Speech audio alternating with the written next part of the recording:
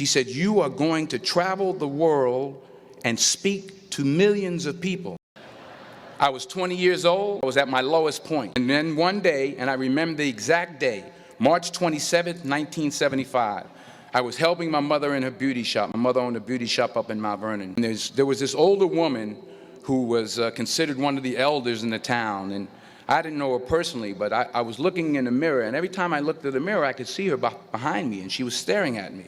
She just kept looking at me. Every time I looked at her, she kept giving me these strange looks. So she finally took the dryer off her head and she said something I'll never forget. First of all, she said, "Somebody give me a piece of paper. Give me a piece of paper."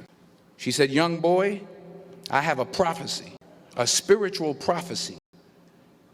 She said, "You are going to travel the world and speak to millions of people." Now, mind you, I'm 20 years old, I'm flunked out of school. In fact, like a wise ass, I'm thinking to myself, maybe she's got something in that crystal ball about me getting back into school next fall.